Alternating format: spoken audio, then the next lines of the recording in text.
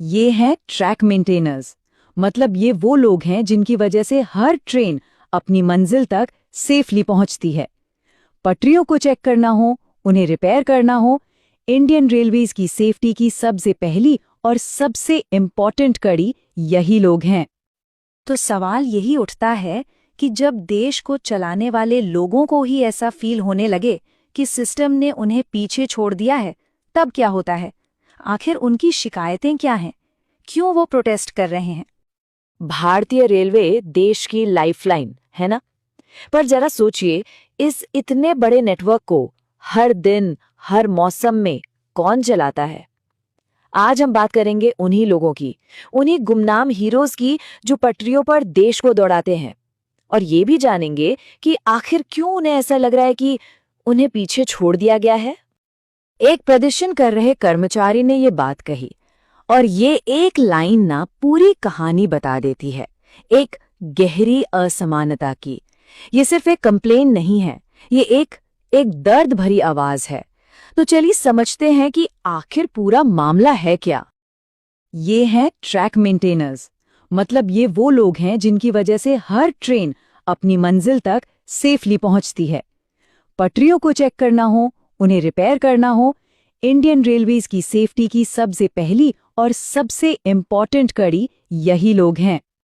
तो सवाल यही उठता है कि जब देश को चलाने वाले लोगों को ही ऐसा फील होने लगे कि सिस्टम ने उन्हें पीछे छोड़ दिया है, तब क्या होता है? आखिर उनकी शिकायतें क्या हैं? क्यों वो प्रोटेस्ट कर रहे हैं? ये एक लाइन उनकी सबसे बड़ी फ्रस्ट्रेशन को दिखाती है। क्या करियर में कोई ग्रोथ ही नहीं?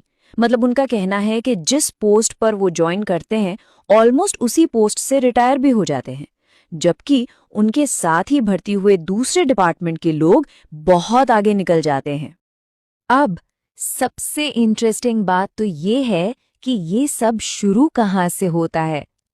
चलिए दो ऐसे एम्प्लॉयज की जर्नी को देखते हैं जो एक ही एग्जाम देकर रेलवे में आते हैं, लेकिन उनकी मंजिलें एकदम अलग हो जाती हैं।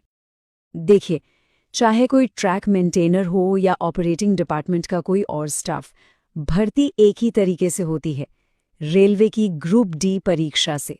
मतलब शुरुआत एकदम सेम टू सेम, एक ही एग्जाम, एक ही क्वालिफिकेशन। जरा इस टेबल पर नजर डालिए, सारा फर्क साफ हो जाएगा। देखिए, दोनों ही कर्मचारी 1800 रुपए के ग्रेड पे से नौकरी शुरू करते हैं, ठीक है? पर यहीं से रास्ते बिल्कुल अलग हो जाते हैं।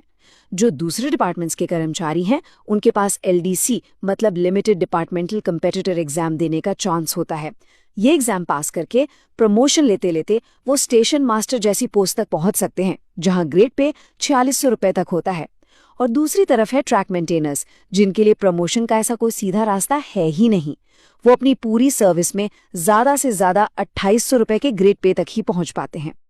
सोचिए, सिर्फ 1800 के ग्रेड पे से शुरू करके एक कर्मचारी 4600 तक पहुंच रहा है, और दूसरा मुश्किल से 2800 तक। ये सिर्फ कुछ नंबर्स का गैप नहीं है, ये 2 करियर्स, 2 जिंदगियों और 2 परिवारों के फ्यूचर का फर्क है।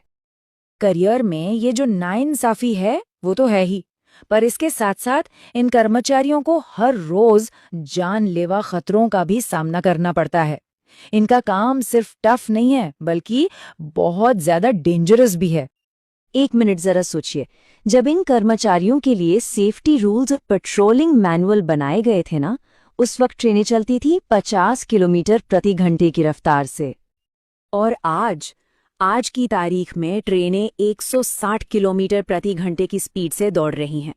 ट्रेनों का नंबर भी कई गुना बढ़ गया है। मतलब पटरियों पर ट्रैफिक पहले से कहीं ज्यादा हैवी और फास्ट है। लेकिन सबसे शॉकिंग बात पता है क्या है? पेट्रोलिंग के नियम आज भी वही पुराने हैं। जी हाँ, वही रूल्स जो धीमी गति की ट्रेनों के लिए बनाए गए थे। ये तो सीधे सीधे खतरे को दावत देना हुआ है ना। और इन पुराने नियमों का रिजल्ट क्या है?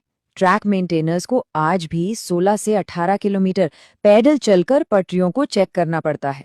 उन्हें रक्षक जैसे जरूरी सेफ्टी डिवाइसेस नहीं दिए गए। इसकी वजह से काम के दौरान ट्रेन की चपेट में आने, मतलब रन ओवर के मामले खतरनाक ढंग से बढ़ गए हैं। और इन सबके ऊपर उनसे 12-12 घंटे की जबरदस्त हार्ड ड्यूटी ली जाती है। तो इतनी सारी प्रॉब्लम्स के बीच ये कर्मचारी चुप तो नहीं बैठे हैं। वो अपने हक और अपनी सेफ्टी के लिए लड़ रहे हैं और उनकी जो डिमांड्स हैं वो बिल्कुल क्लियर हैं। तो आखिर वो मांग क्या रहे हैं? उनकी मांगें बहुत सीधी सादी और लॉजिकल हैं। नंबर 1, काम के घंटे 12 से घटाकर 8 किए जाएं। नंबर 2, उन्हें भी प्रमोशन के लिए एलडीसी एग्जाम देने का बराबर मौका मिले। नंबर 3, बढ़ी हुई ट्रेन स्पीड को देखते हुए पेट्रोलिंग का डिस्टेंस कम करके 8 से 10 किलोमीटर किया जाए। चौथा, उन्हें रक्षक जैसे मॉडर्न सेफ्टी गियर दिए जाएं। और आखिर में उनके काम की मुश्किलों को देखते हुए उनका हार्डशिप अलाउंस बेसिक पे का 30% किया जाए। अब ऐसा नहीं है कि इन मांगों पर कोई एक्शन नहीं हुआ। प्रशासन और सरकार की तरफ से रिस्पॉन्स आया, एक उम्मीद भी जगी, लेकिन वो उम्मीद अब एक लंबे इंतजार में बदल गई है। चलिए जरा टाइमलाइन को समझते हैं। हुआ ये कि एक बड़े नेता ने इन कर्मचारियों से मिलकर उनके इश्यूज उठाए। इसके बाद खुद रेल मंत्री ने उनसे मुलाकात की और उनकी प्रॉब्लम्स के सल्यूशन के लिए एक कमेटी बनाई, और इस कमेटी को सिर्फ 4 हफ्तों में अपनी रिपोर्ट देनी थी। लेकिन आज 1 साल से ज्यादा हो गया है और वो रिपोर्ट अब तक पब्लिक नहीं की गई है। तो ये जो लड़ाई है ना, ये सिर्फ बेहतर सैलरी या सेफ्टी की नहीं है। जैसा कि एक कर्मचारी ने कहा, ये लड़ाई है सम्मान की, पहचान की, ताकि हम लोगों को भी फील हो सके कि मैं रेल सेवक हूं और सरकारी नौकरी करता हूं। वो बस उस रिस्पेक्ट के हकदार बनना चाहते हैं जो उन्हें मिलनी चाहिए। वो लोग जो देश की ट्रेनों को चलाते हैं, दौड़ाते हैं, वो बस इतना मांग रहे हैं कि उन्हें देखा जाए, उनकी बात सुनी जाए।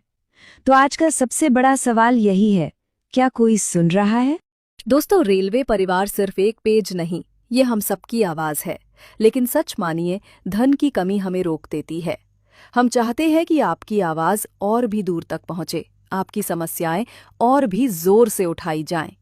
सिर्फ 89 रुपए का सब्सक्रिप्शन लेकर आप हमें और मजबूत बना सकते हैं। ये सिर्फ पैसे का योगदान नहीं होगा, बल्कि आपकी आवाज को ताकत देने वाला ईंधन होगा। आइए साथ मिलकर रेलवे परिवार को और मजबूत बनाएं। अभी सब्सक्रिप्शन लीजिए और बनिए इस परिवार की असली ताकत। धन्यवाद।